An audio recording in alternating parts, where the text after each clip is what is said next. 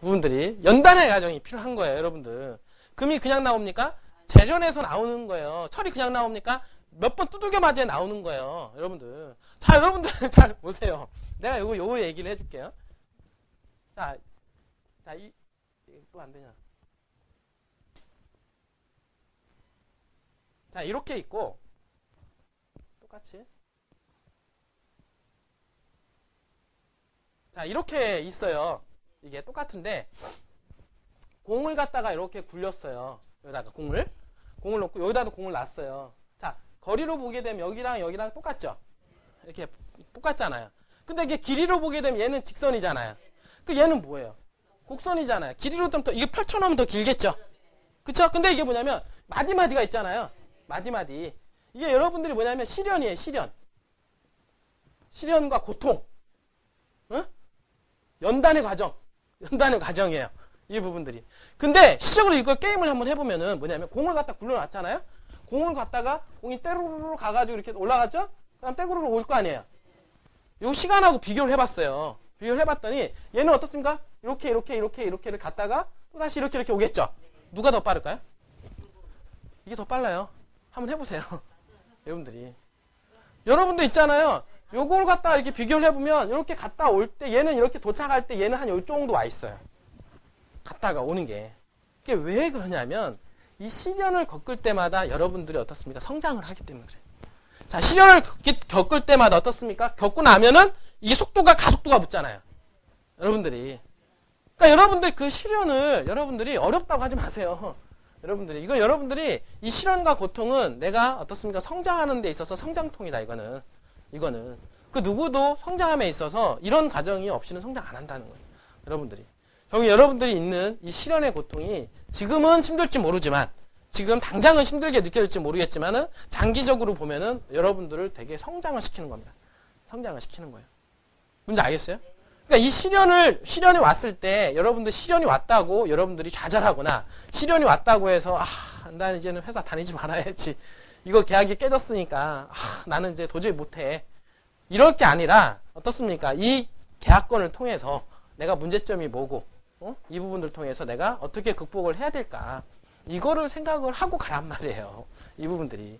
그러면 결국에는 여러분들이 가고자 하는 목표치가 있다라고 하면 그 목표치까지 갈 때는 우리가 어차피 인생이 단기 게임 아니잖아요. 6개월, 1년 게임이 아니잖아요. 그러니까 여러분들 3년, 5년을 두고 본다라고 하면 결국에는 훨씬 더 빨리 가 있는 인생이 길이 열릴 것이다 라고 하는 겁니다. 이 부분들이. 그러니까 제가 이 부분을 보면서 제가 많이 느꼈던 게 뭐냐면 저도 이 여태까지 오면서 많은 세월이 있었잖아요. 그래도 여러분들 나이가 여러분들보다는 어릴지 모르지만 그래도 부동산 경험은 더 많잖아요. 그래서 한 16년, 17년 동안 제가 이 자리에 왔으니까 여러분들 1년, 2년 아니에요. 길어봐야 그쵸? 16년, 17년 동안 제가 해오는 과정 속에서 본 거는 중간에 정말 극도로 어려운 시기가 많이 있었어요. 극도로. 그러니까 제가 이 극도로 어려운 시기를 겪을 때 정말로 어떻습니까? 양날의 있잖아요. 이 칼선에서 위에서 작두 타듯이 잘못하면 어떻습니까? 사선을 타는 듯한 느낌 있잖아요. 잘못하면 내 인생을 잘못하면 큰일 나겠다. 이게 이럴 정도로 위기감이 들어올 정도로 좀 깜빡깜빡 거릴 때도 있었다는 거예요. 이 부분들이. 근데 저는 항상 그 마인드가 뭐냐면 지금도 그러지만은 이 위기 기본적으로 뭐냐면 위기는 기회다. 이게 항상 있어요. 위기는 기회다. 이 부분들이. 그러니까 나한테 위기가 그만큼 크게 주어지는 거는 뭐냐면 내가 그거를 감당할 수 있기 때문에 주어진다라고 생각을 해요.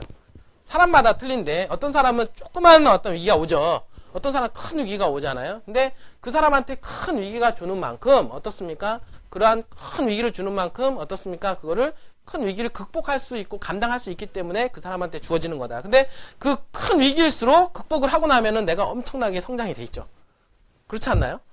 저는 엄청나게 성장이 돼 있더라고요. 그래서 그 큰 위기가 인생의 어떤 파고 속에서 큰 위기가 한 4번 정도 있었어요. 4번 정도 있었고, 그 다음에 이런 것처럼 작은 거 있잖아요.